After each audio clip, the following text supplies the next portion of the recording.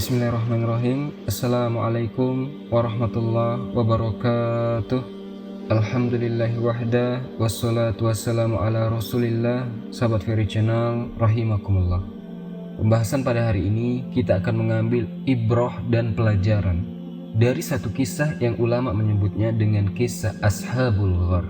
Kisah 3 orang yang mereka ini masuk ke dalam gua. Tiba-tiba kemudian datang batu dan menutup pintu gua tersebut, sehingga mereka tidak bisa keluar dari gua tersebut. Bagaimana kisahnya dan bagaimana mereka bisa menyelamatkan diri dari gua tersebut? Karena secara logika teman-teman, batu itu besar dan tidak bisa dibuka. Juga tidak ada pintu keluar melainkan batu besar yang tertutup itu. Jadi mereka harus mati dalam gua itu karena tidak ada bekal yang mereka bisa makan. Kisah ini terjadi sebelum zaman kita. Ikhwatal iman, jadi kisah Ashabul Ghar ini berawal dari 3 orang yang mereka sedang melakukan safar. Kemudian mereka mencari perlindungan karena sudah lelah, letih, ingin istirahat. Tiba-tiba mereka mendapatkan sebuah gua. Masuklah mereka bertiga ke dalam gua tersebut dan mereka istirahat di sana. Entah mengapa, tiba-tiba kemudian dari atas gua itu runtuh pintunya. Kemudian batu-batunya menutup pintu gua sehingga mereka tidak bisa keluar. Sebisa mungkin mereka mendorong pintu itu, tidak bisa juga karena terlampau besar batu-batu yang menutupi pintu gua itu. Akhirnya kemudian salah seorang di antara mereka memberikan saran, bagaimana kalau kita berdoa kepada Allah Subhanahu wa Ta'ala dengan menceritakan amal soleh masing-masing. Menceritakan amal soleh. Dari sini teman-teman, pentingnya beramal soleh itu. Makanya Nabi SAW mengatakan, la tafkironna minal ma'rufi syai'ah. Jangan remehkan sekecil apapun kebaikan, karena terkadang yang kecil ini bisa kita gunakan untuk senjata saat kita kesulitan. Bagaimana kisahnya? Kemudian yang satu mulai berdoa kepada Allah Subhanahu wa Ta'ala dan menceritakan amal solehnya. Dia mengatakan, ya Rob, dulu aku mempunyai kedua orang tua dan aku tidak pernah mendahulukan siapapun dari orang tuaku sampai kepada anak dan istriku.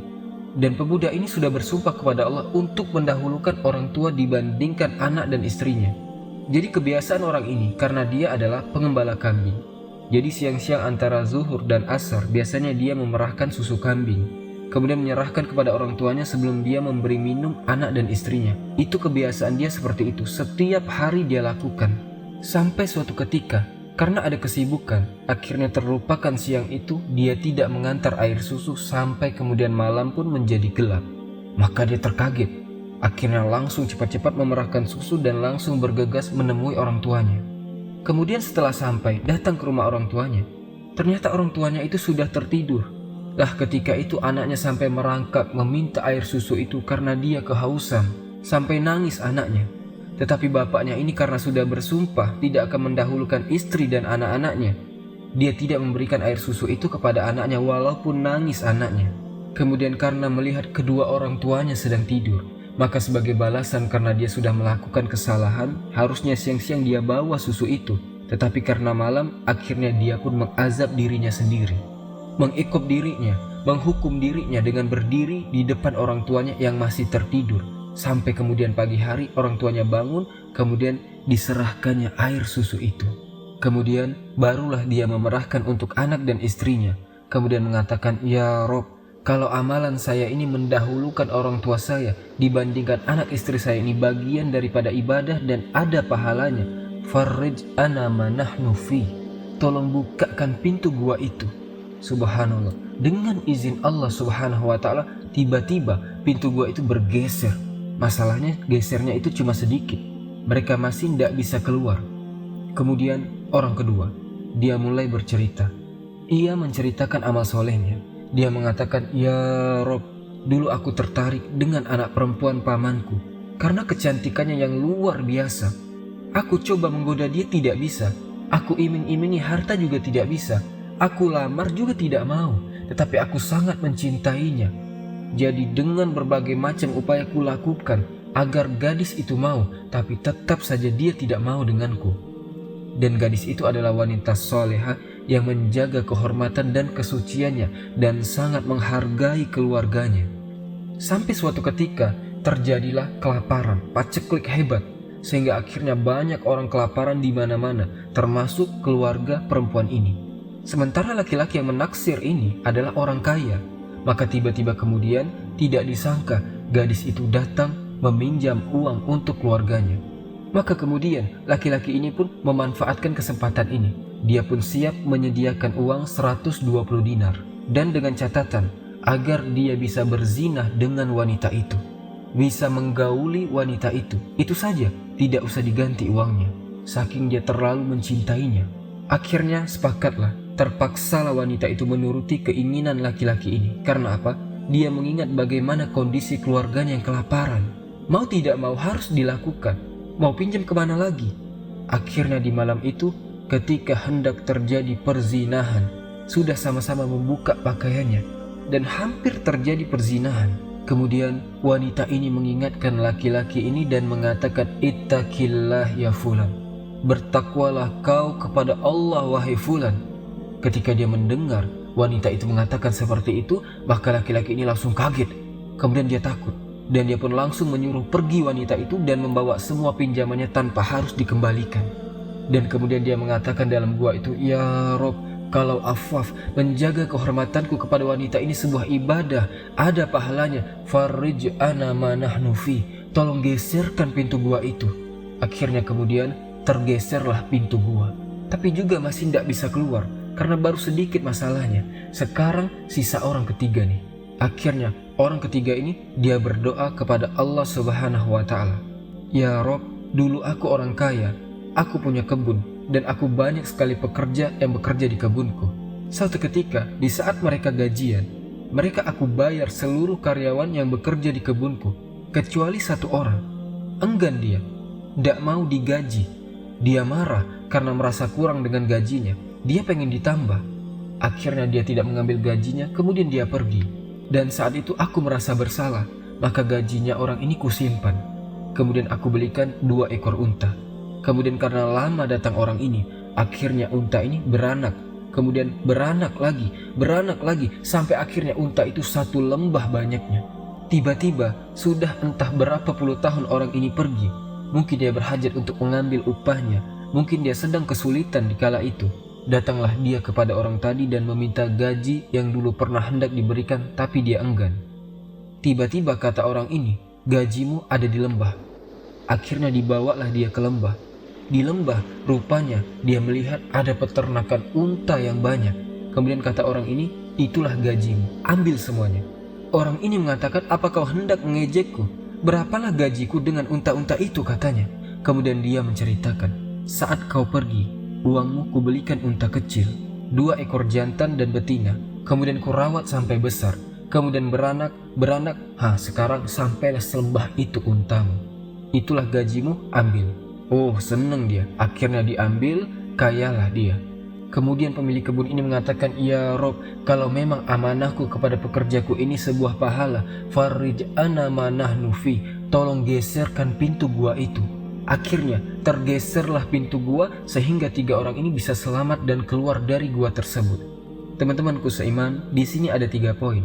Pertama adalah birrul walidain, berbuat baik kepada kedua orang tua. Yang kedua, al-afaf, menjaga kehormatan. Dan yang ketiga, menjaga amanah. Yang pertama adalah birrul walidain. Birrul walidain, berbuat baik kepada orang tua itu adalah ibadah yang sangat tinggi dalam Islam. Makanya kenapa Allah Subhanahu wa Ta'ala selalu sebut satu nafas dalam Al-Quran antara perintah tauhid dengan berbuat baik kepada orang tua. Seperti Allah mengatakan, "U'budullaha wa la tusriku bihi syai'an wa bil walidaini ihsana." Sembahlah Allah, jangan sekutukan Allah, dan berbuat baiklah kepada kedua orang tua.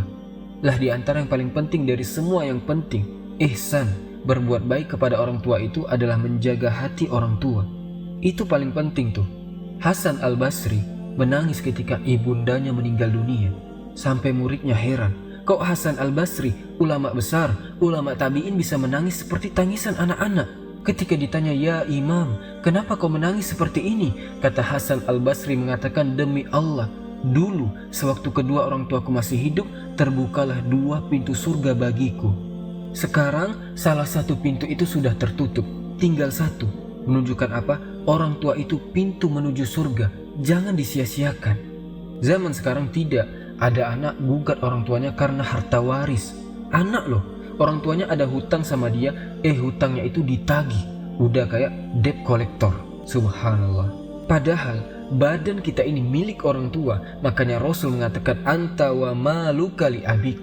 Kamu dan hartamu itu milik bapakmu. Jadi kalau orang tua mengambil harta kita tanpa izin, itu hak dia. Hak dia mengambil harta kita. Jangan dianggap hutang, jangan dianggap apa-apa.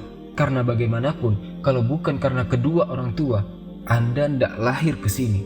Makanya ketika para ulama menjelaskan kenapa kita ini harus berbuat ihsan kepada orang tua, dan kenapa Allah iringkan tauhid dengan berbuat baik kepada orang tua, karena kiasnya seperti ini. Jadi ketika Allah Subhanahu wa ta'ala memberikan nikmat kepada kita, Allah tidak berhajat diganti nikmat yang telah Allah berikan kepada kita. Ketika Allah memberikan makanan, memberikan minuman, memberikan tempat tinggal, nikmat yang sudah kita rasakan hari ini, Allah tidak berhajat mengembalikannya sama sekali. Allah hanya minta kepada kita bersyukur, bersyukur dengan sholat, dan begitu seterusnya. Lah orang tua juga sama. Kalau orang tua yang baik itu, mereka sampai rela mendidik kita itu jual sawah, jual rumah, kadang menyekolahkan tinggi-tinggi, biar kondisi anaknya jangan seperti orang tuanya. Kadang orang tua tidak berpikir nyari ke sana kemari agar anaknya sukses, karena orang tua itu tidak pernah memandang title anak. Mau Anda ini seorang insinyur, dokter, mau menteri, mau presiden sekalipun, orang tua tidak pernah melihat title kita. Orang tua itu hanya satu, Anda ini anaknya, itu saja. Di mana-mana orang tua seperti itu. Artinya bahwa kisah ini mengajarkan kepada kita tentang birrul walidain. Dan birrul walidain salah satu jalan menuju surga. Ini ibrah yang pertama. Yang kedua, kisah ini mengajarkan afaf, anak muda yang belum kawin. Penting afaf, menjaga kehormatan. Karena ada sebuah hadis Rasul mengatakan, nanti pada hari kiamat matahari akan didekatkan 1 mil di atas kepala. Sampai dijelaskan dalam hadis itu, keringat-keringat bercucuran di padang mahsyar itu. Bahkan ada yang tenggelam sampai ke kepalanya. Tetapi 7 kelompok ini dia tidak akan tersengat matahari kepalanya. Kenapa? Karena ada naungan yang tidak ada naungan kecuali naungan Allah kala itu. Siapa 7 golongan ini? Salah satunya adalah warojulun, dan seorang laki-laki. Da'athu imro'atun, ada seorang wanita mengundang dia untuk berzina. Dzataman sabin wa jamalin, wanita ini wanita terhormat lagi cantik. Anda ini tidak cantik saja mau diajak zina. Ini cantik lagi terhormat, diundang lagi ke rumahnya. Tiba-tiba laki ini mengatakan, inni akhafullah, aku takut kepada Allah, tidak mau. Maka satu golongan ini yang seperti ini akan mendapatkan naungan arasy. Pada hari tidak ada naungan kecuali naungan Allah Azza wa Jalla. Makanya kenapa anak-anak muda ini harus rajin-rajin puasa? Karena puasa itu menekan syahwat. Rajin-rajin bekam, karena jalan darah itu tempat jalan setan. Dibekam biar keluar setannya. Harus rajin-rajin berzikir. Karena godaan-godaan perempuan di zaman sekarang itu luar biasa. Jadi menjaga kehormatan itu penting. Ini faedah yang kedua. Faedah yang ketiga, amanah. Orang ini kan amanah, punya pekerja. Karena amanah itu sesuatu yang hilang pada hari ini. Banyak sekali hilang amanah uang, amanah jabatan, amanah harta. Hampir semua amanah di tengah-tengah umat ini hilang. Lihat kisah ini, bagaimana orang ini memegang amanah. Orang sudah pergi bertahun-tahun, tiba-tiba dikembangkan sampai unta 1 lembah. Ketika datang, ambillah unta itu. Mana ada orang kayak gini zaman sekarang. Kemudian faedah yang terakhir, bahwa pentingnya apa tawassul. Di sini ada bab tawassul. Tawassul itu apa? Tawassul teman-teman artinya kita mengedepankan amal soleh saat kita kesulitan. Karena pasti suatu ketika kita ini mengalami kesulitan. Tidak mungkin tidak. Karena manusia itu kalau tidak tertawa, menangis. Kalau tidak senang, pasti sedih. Kalau tidak berkumpul, pasti berpisah. Itulah kondisi manusia seperti itu. Nudawiluha bainan nas. Hari itu diputarkan. Kadang senang, kadang sedih, kadang tertawa, kadang stres, kadang lapang. Begitu manusia. Jadi ada waktu-waktunya kita ini mengalami kesusahan. Ingin mendapatkan pertolongan dari Allah.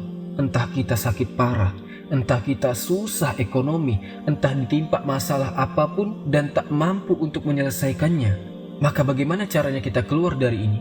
Jadi, dari kisah dalam gua ini mengajarkan solusi. Bagaimana solusinya? Tawassul. Bagaimana tawasulnya? Ceritakan amal soleh kita kepada Allah. Pernah apa kita ini waktu sepanjang hidup kita ini? Oh, aku pernah ngasih makan fakir miskin. Oh, aku pernah menyantuni anak yatim. Aku pernah sedekah banyak di masjid ini. Aku pernah menolong saudaraku. Ingat kebaikan kita itu. Ketika saat kita sulit dan ingin Allah bantu selesaikan, Anda bisa bangun tahajud tengah malam. Bangun di sepertiga malam, kemudian berdoa kepada Allah. Dengan lemah lembut, ya Allah, kenapa hidupku sulit begini ya Allah? Hutangku banyak, tolong lunaskan ya Allah. Ya Allah, saya dulu pernah beramal soleh ya Allah. Kalau memang amal soleh dulu yang pernah saya lakukan ini berupa pahala, tolonglah keluarkan saya dari kesulitan hari ini. Keluarkan saya dari kesulitan ya Allah. Seperti itu maksudnya. Makanya kenapa di mukadimah tadi saya katakan la tahkironna minal ma'rufi syai'a. Jangan remehkan sekecil apapun kebaikan. Jangan-jangan yang kecil ini bisa kita gunakan untuk tawasul. Tawasul untuk menghilangkan kesusahan dalam hidup kita. Ya Allah, saya sudah tidak dapat jodoh. Kesana kemari tidak ada yang tertarik. Saya ingin menikah ya Allah. Ya Allah, dulu saya pernah gini dan gini. Ya Allah, tolonglah saya. Datangkan jodoh saya ya Allah. Nah kemudian adalah yang ngelamarkan. Tapi kok hitam, tidak cantik. Itu sudah jodohnya, ambil saja, bismillah. Mungkin itulah yang terbaik. Jadi jangan milih-milih. Milih-milih nanti akhirnya jadi jomblo sampai tua. Jadi ini adalah beberapa hikmah di antara kisah tadi. Semoga bermanfaat. Wallahu a'lam bishawab. Subhanakallahumma wa bihamdika asyhadu an la ilaha illa ant astaghfiruka wa atubu ilaik. Assalamualaikum warahmatullahi wabarakatuh.